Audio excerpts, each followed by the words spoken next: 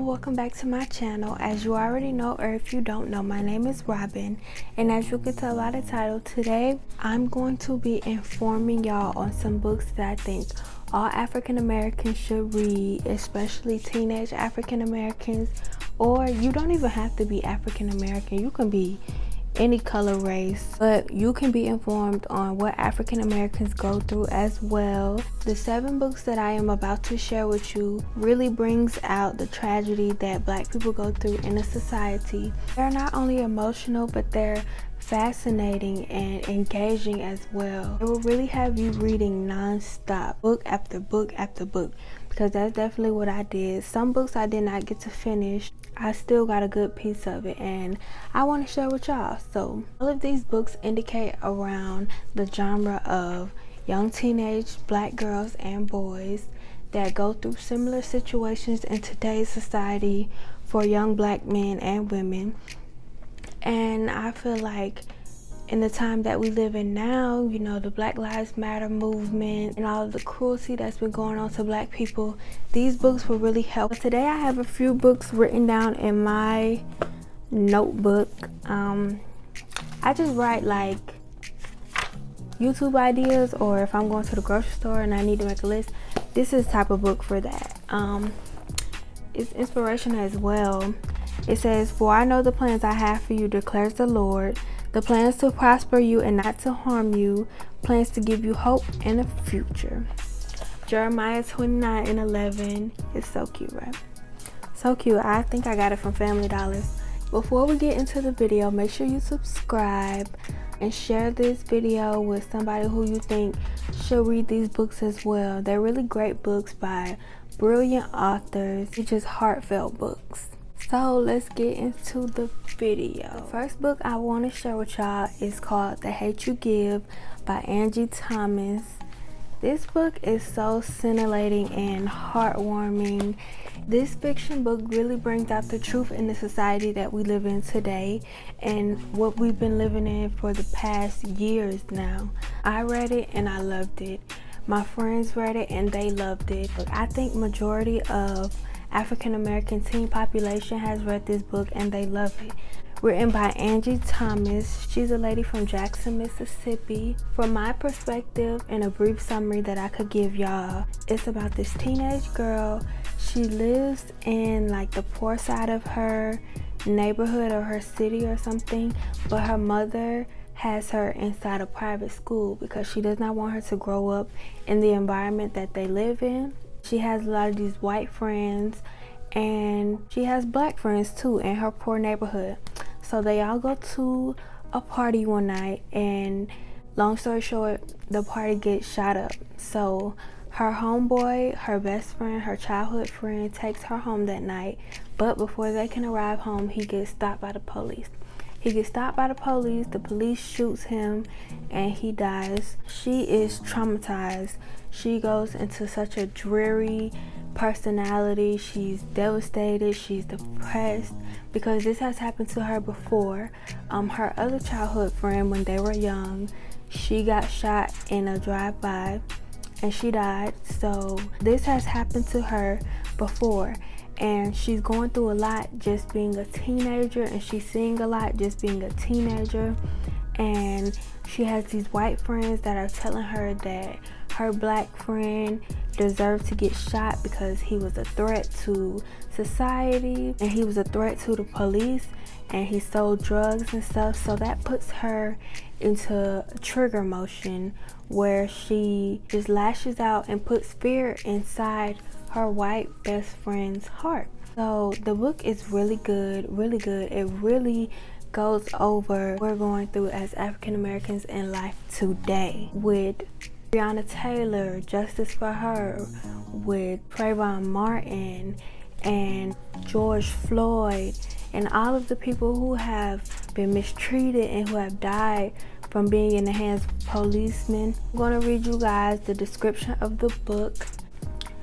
The book is called The Hate You Give by Angie Thomas, and it says 16-year-old Star Carter moves between two worlds, the poor neighborhood where she lives and the fancy suburban prep school she attends.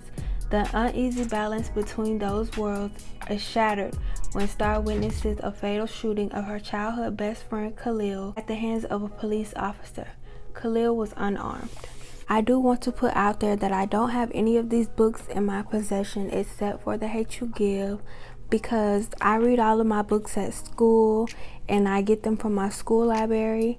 So if you go to your school library whenever you get a chance, just check and see if they have these books. If they don't, 9 times out of 10 they're probably in your local city library or your local county library. Or you can just go to Books A Millions, purchase the book by yourself. Make sure you write your name in the book because people will steal from you. Period. The next book we have is A Matter of Trust by Anne. I don't even want to say her last name because I know I'm embarrassed myself. But Anne S. Let's just say that. I read A Matter of Trust when I was in the 8th grade, and now I'm in the 11th grade, so I don't really remember much about the book, but it was a great book from what I can remember. That's why it's on my list. A Matter of Trust, from what I can remember, I think it was about 2 girls. They were once friends, but they stopped being friends for some reason, and one of the girls had a boyfriend. Couldn't remember if he was like a football player or something, but her old friend wanted to get with her boyfriend, and they're now enemies. So she's like, why is she trying to get with my man, you know? And the book is very lifelike and very thought-provoking, so when you read it, you can see that a lot of girls go through this. Some girl might be going through this in your high school now, or if you're out of high school, or if you're not in high school yet, you can see these problems go around, because I know I do. Being in high school, you see all types of things with all types of relationships. So it really does portray a lifelike situation. I'm going to read you guys the description of the book.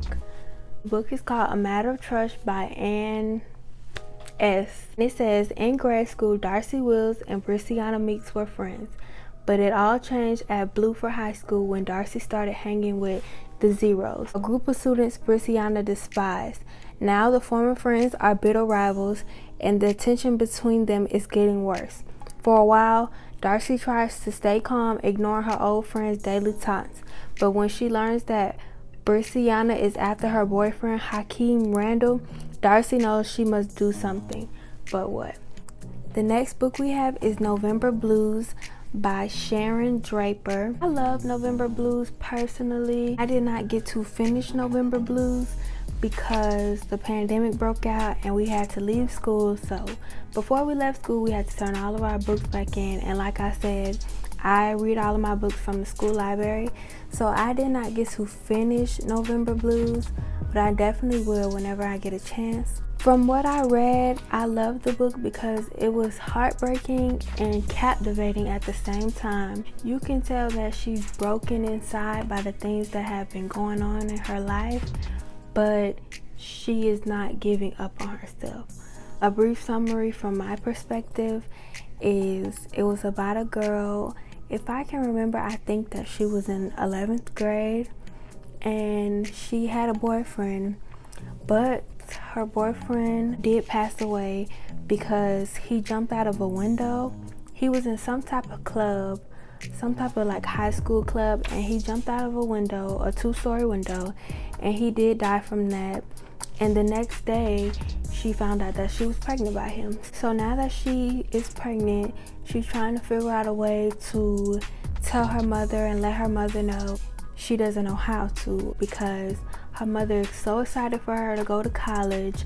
Every day there's a letter in the mail for her regarding college, and her mother is so excited for her to go, but she's scared and she doesn't know how to tell her mother, or she doesn't know how her deceased boyfriend's parents will react to her news either. It was either her cousin or her deceased boyfriend's cousin.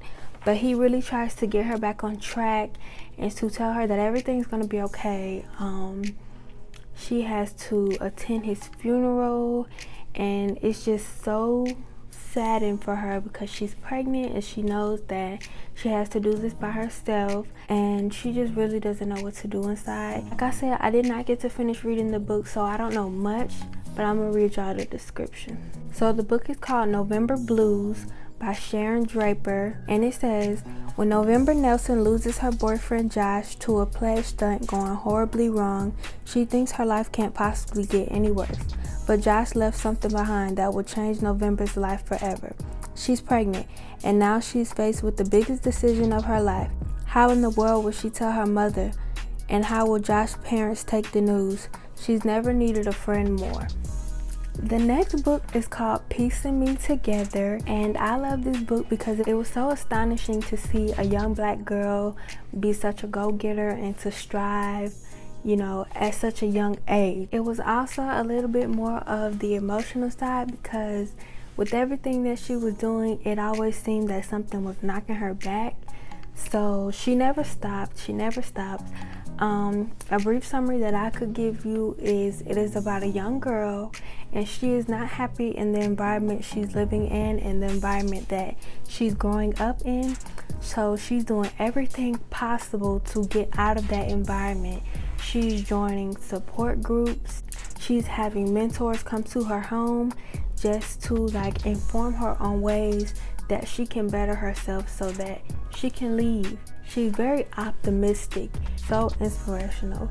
The way that she strives to change her living style and her living situation, you wouldn't think that such a young girl would be doing so. That's how you have to do, honestly. That's really how you have to do. My mother did the same thing. She's from a small town and she wasn't happy with that, so she left and she made a good life for my sister and made a good life for me and herself as well. And that's what you have to do.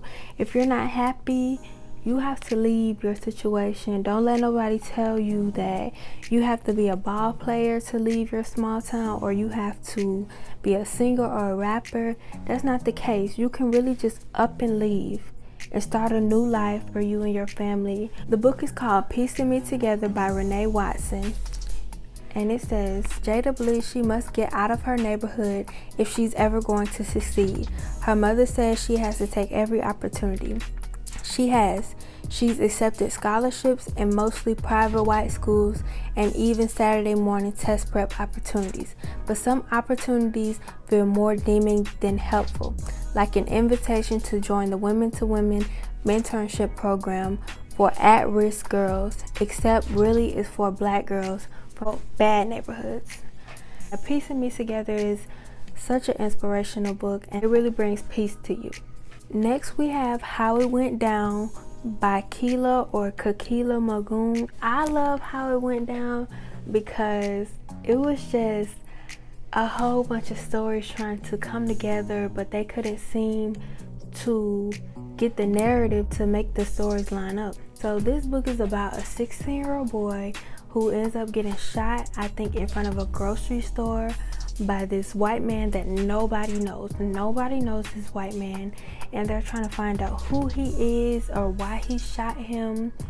So you have all of these eyewitnesses that saw this fatal shooting, and they're trying to tell their story. They're trying to tell what they saw in their eyes and their perspective, but none of their stories are matching each other and lining up to, you know, this tragedy. So I love the book because it's showing you that people can see things from different perspectives and they may not see what you saw or they may not understand the situation how you did, and there's many sides to a story. Last but not least, and y'all know I always say the best for last, this book is called Losing Romeo by A.J. Berg. Losing Romeo is such an addictive and entertaining book. It's ridiculous. I was in a class, well, I think all ELA classes are like this, but I was in a language arts class and we had to read a book every day for 30 minutes, but when I had this book, I made sure I read that book more than 30 minutes. Whenever I had a quiet time at school, I read the book. Sometimes I read it at home, but I feel like when I'm at home, that's my time. I do what I want at home. Yes, I do homework, but I just feel like when I'm at home, that's my time for me. But at school, I read my books nonstop. The book is so entertaining and interesting that you don't want to put it down. I think there were about 7 individuals all in this book, and they are freshmen in high school going through so much drama. So I do not want to spoil this book for y'all because this is the best book on my list. But it is about a girl. Like I said, they're 15 and they're freshmen in high school. That's what makes it so devastating, because they're sexually active and she ends up getting pregnant.